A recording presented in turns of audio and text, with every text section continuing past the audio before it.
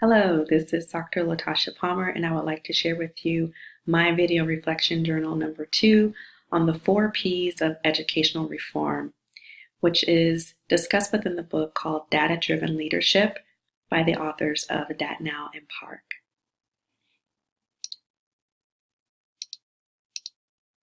The purpose of this presentation is to provide you with a brief and general overview of the 4 P's of educational reform, which are people, policies, practices, and patterns.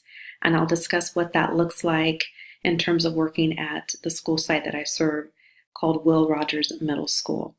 At Will Rogers Middle School, the 4 P's of educational reform is heavily dependent upon the leadership sustainability, key people among the teaching staff, the existing professional capacity of teachers and leaders who take on new practices in order to institute change, current routines and practices that support data use, and identifying any barriers that might get in the way of practicing the use of data.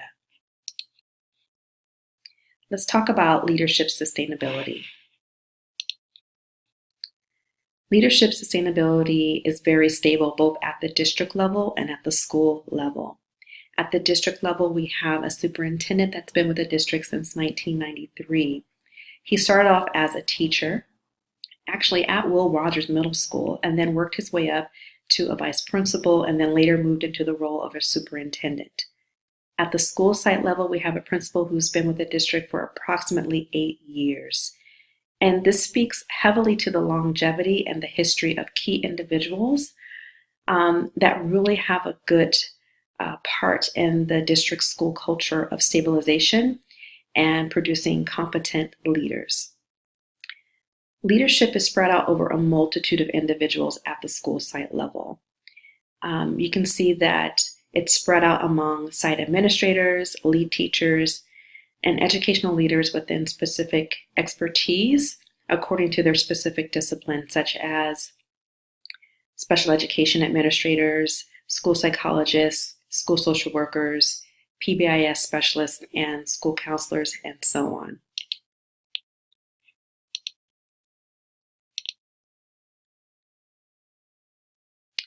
The key people among the teaching staff are those who help with the efforts of educational reform. These are mainly our lead teachers that are among the 6th through 8th grade level. They are a part of the decision-making process for promoting student achievement, which is at the heart of data-informed decision-making. And these teachers are also observed to have a strong relationship with one another, which promotes collaboration and structural support and capacity building. And speaking of capacity building, the existing professional capacity at Will Rogers really consists of teachers and leaders that undertake new practices and institute change. And this is within the context of working collaboratively in all staff meetings, working together at assigned grade level teacher collaborations, and Tier 1 and Tier 2 behavior intervention meetings, and also adopting new and future implementation of a school growth team.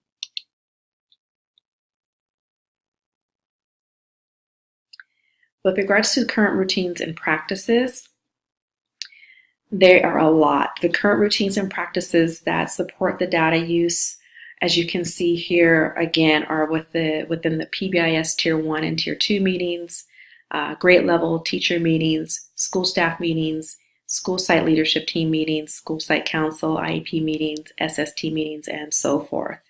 It's important to understand that the above practices are great venues of establishing a high-stakes accountability system in order to track and manage data over time to help improve the academic achievement of all students. In terms of any possible existing ways of doing things that would get in the way, there's nothing identified at that moment. But however, there are some barriers that have been identified in terms of time and an individual's own concern regarding their own level of knowledge regarding data analysis. These are the 2 main existing barriers. Time in regards to meetings, there's not enough time to allow those in-depth conversations about data and how data has an impact on student achievement. And also, there are some individuals who may have concerns about their own knowledge and ability to understand data and how to use it and to apply it in order to make changes.